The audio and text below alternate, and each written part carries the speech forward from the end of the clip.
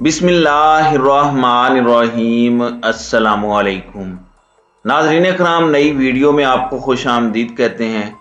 आखिरकार इमरान खान की फरियाद सुन ली गई, नए इलेक्शन का बिगल बज गया है और इलेक्शन की तैयारियां भी तेज़ कर दी गई हैं। इस हवाले से बड़ी अहम तरीन खबरें हैं। जबकि दूसरी जानिब थप्पड़ की गूंज शहर इक़्तिदार को और वज़ीर आज़म हाउस को हिला चुकी है।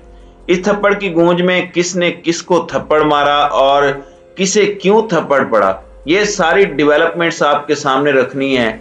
जबकि आर्मी चीफ की तैनाती पर बहुत बड़ा इस वक्त इंकशाफ सामने आ चुका है, दावा सामने आ चुका है और GHQ से सीनियरिटी लिस्ट भेज दी गई है। और इस सीनियरिटी लिस्ट में कौन कौन शामिल है, ये बड़ी इंपॉर्टेंट डेवलपमेंट्स हैं जो आपके सामने रखनी हैं।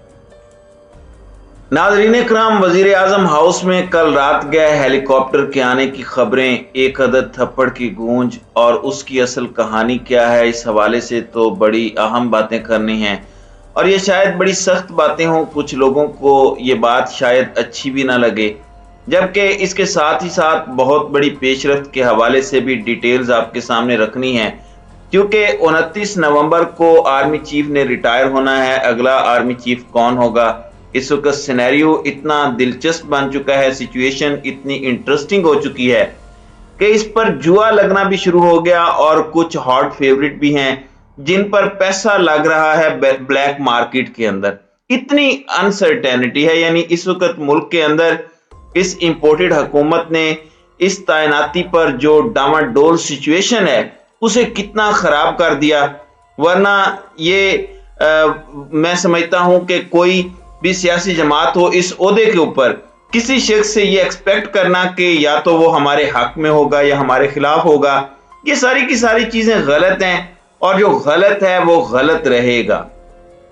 अब चेंज ऑफ कमांड की जो सेरेमनी है उसकी इनविटेशंस जाना शुरू हो चुकी हैं और बहुत से लोगों को इनवाइट किया जा रहा है। मुलाकातें और फेयरवेल वगैरह army chief general Qamar Javed Bajwa के पहले से ही शुरू हो चुके हैं। 2016 में आखिरी चेंज ऑफ कमांड की सेरेमनी हुई थी जिसमें छड़ी जनरल राहील शरीफ ने आज से 6 साल कबल जनरल बाजवा को दी थी। 6 साल तक आर्मी चीफ जनरल बाजवा रहे और अब 2022 में ये छड़ी अगले आर्मी चीफ को दे दी जाएगी। और जाहिर बात है सबकी नजरें इस पर हैं। ये पूरा रजीम चेंज ऑपरेशन इंपोर्टेड सरकार ने इसकी हामी इस एक छड़ी को एक शख्स के हाथ में जाने से रोकने के लिए किया था। अब यहाँ पर लेटेस्ट डेवलपमेंट यह है कि समरी का अमल तात्तुल का शिकार है, लेकिन यह अमल इत्तलाआत के मुताबिक शुरू हो चुका है और मिनिस्ट्री ऑफ डिफेंस को GHQ की तरफ से, यानी देखें फेडरल गवर्नमेंट है, वफाकी हुकूमत, इसकी एक मिनिस्ट्री है, मिनिस्ट्री ऑफ डिफेंस, उसके अंदर GHQ आता है और फिर आर्मी चीफ। GHQ की तरफ से एक सिक्योरिटी लिस्ट भेजी जाती है पाकिस्तान की वजारत दिफा को और ये समरी नहीं है, सीनियरिटी लिस्ट इस वक्त इत्तलाआत के मुताबिक भेज दी गई है पाकिस्तान के जनरल हेडक्वार्टर, जो पाकिस्तान मिलिट्री का हेडक्वार्टर है, उसकी तरफ से। यानी कि इस सीनियरिटी लिस्ट पर army chief general Qamar Javed Bajwa के सिग्नेचर होंगे और मंडे के दिन तक ये समरी की सूरत में वजारत दिफा की तरफ से प्राइम मिनिस्टर शहबाज शरीफ के टेबल पर हो सकती है। नॉर्मली 2 नाम भी भेज सकते हैं, 5 नाम भी भेज सकते हैं, 6 नाम भी भेज सकते हैं। क्या उन्हीं नामों में से ही चूज करना कंपलसरी है? नहीं, ऐसा नहीं है। प्राइम मिनिस्टर के पास ये भी अथॉरिटी होती है कि वो मजीद नाम भी मांग सकता है। अब नवाज शरीफ साहब जाहिर बात है मत्था लगा चुके हैं पाकिस्तान के मुख्तदर हलकों से और वो अपनी सियासत इस पर खुद करना चाहते हैं, क्योंकि इससे पहले भी आसिफ अली जरदारी उन्हें बुरी तरह से फंसा चुके हैं, अपना सियासी फायदा हासिल किया। पीपल्स पार्टी ने वैसे कुछ गेन नहीं किया, लेकिन पीपल्स पार्टी ने यह कोशिश की कि एस्टेब्लिशमेंट भी कमजोर हो, PTI भी कमजोर हो और नून लीग भी कमजोर हो और एंड पर बेनिफिशियरी पीपल्स पार्टी हो। जाहिर है वो एक पॉलिटिकल प्लेयर है, तो अब नून लीग बड़ी स्क्वीज होकर रह गई है। नेशनल लेवल पर तो सिर्फ, इंटरनेशनल लेवल पर तो सिर्फ इमरान खान की सियासत बची है। जरदारी, ख्वाजा आसिफ और दीगर लोगों का मौकफ तो यही है कि जो आर्मी कह रही है, यानी जो मौजूदा आर्मी चीफ कह रहे हैं, उनकी रिकमेंडेशंस पर अमल किया जाए, जबकि इसमें नवाज शरीफ अपना कुछ करना चाह रहे हैं जिसका उन्हें फायदा हो सके, और ये खदशा इमरान खान जाहिर कर चुके हैं। अब है थप्पड़ वाला मामला। थप्पड़ या फिर दस्त दराजी अगर कहा जाए, पाकिस्तान का चीफ एग्जीक्यूटिव होता है, पाकिस्तान का वजीर आजम जो सबसे बड़ा ओहदा होता है, और रियासत का सरबराह अगर सदर है तो हुकूमत का सरबराह और सबसे बड़ी शख्सियत प्राइम मिनिस्टर होता है। फॉर्चुनेटली अनफॉर्चुनेटली इस पर बहुत अच्छे लोग भी आते हैं, बहुत से ऐसे लोग भी आते हैं जिन पर इख्तलाफ होता है, और इस तरह की एक दस्त दराजी की खबर वोट ऑफ नो कॉन्फिडेंस की रात भी आई। कहा गया कि एक हेलीकॉप्टर आया, दस्त दराजी हुई पीएम ऑफिस में। इस वक्त थप्पड़ की गूंज की कल रात से बात की जा रही है। काफी ज्यादा सहाफियों ने इस हवाले से ट्वीट किया। पाकिस्तान तहरीक इंसाफ के जो सेनेटर्स हैं उनकी जानिब से भी इस सारे मामले पर ट्वीट किया गया।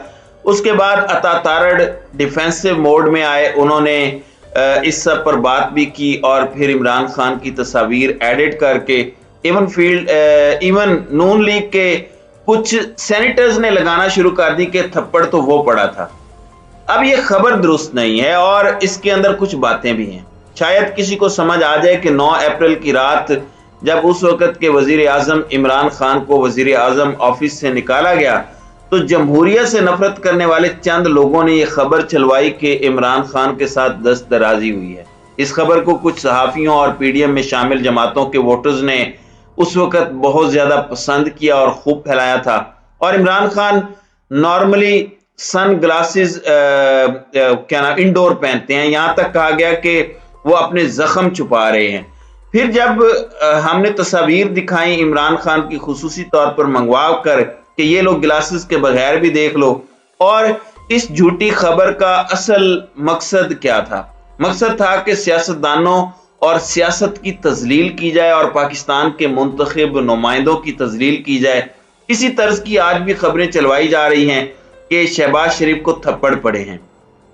आज भी कुछ सहाफी और पीडीएम मुखालिफ सारिफीन इसको पसंद कर रहे हैं और इस खबर को फैला रहे हैं, लेकिन मेरी जाती राय में यह खबर खुश होने के लिए नहीं है। और दो ही पॉसिबिलिटीज हैं, एक तो ऐसा हुआ नहीं है और सिर्फ ये फैलाई जा रही है। तो क्यों फैलाई जा रही है, किसकी सुपरमेसी दिखाने के लिए फैलाई जा रही है? और अगर ये थप्पड़ पड़े भी हैं तो ये थप्पड़ किसी एक शख्स को नहीं पड़े, बल्कि ये पाकिस्तान के सियासी निजाम को थप्पड़ पड़े हैं और मुल्क के सबसे बड़े ऑफिस होल्डर को इस तरह जलील करके लोगों की नजर में सियासत और उनको उनकी औकात याद दिलाई जा रही है। तो ये सारी चीजें नहीं होनी चाहिए, ये मेरी राय है। आप लोग शायद इससे इख्तलाफ रखें, मगर मेरे नजदीक ड्यूअल स्टैंडर्ड्स नहीं होने चाहिए। ये पक्का अपना उसूल बना लें कि जो कल गलत था वो आज भी गलत है, दोहरा मेयार नहीं होना चाहिए।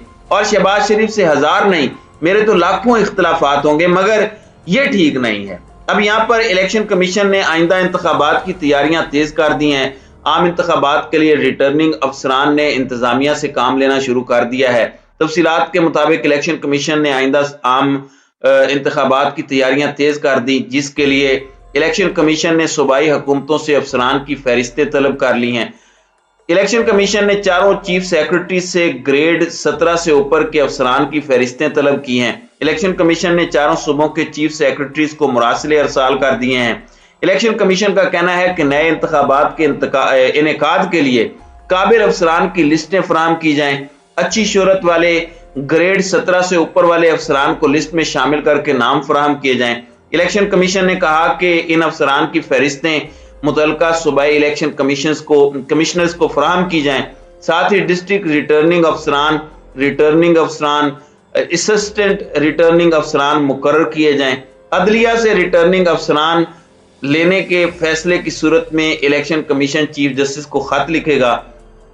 तो नाज़रीन इकराम, ये इमरान खान के मुतालबे की एक फतह के तौर पर चीज सामने आ रही है कि इस वक्त जो काम है वो शुरू कर दिया गया है। इलेक्शन कमीशन तो लैतो लाल से काम लेता रहता है, बहाने बनाता रहता है, लेकिन वही इलेक्शन कमीशन इस वक्त शायद लाइन पर आता जा रहा है और इलेक्शन की राह इमरान खान के लिए हमवार होती जा रही है।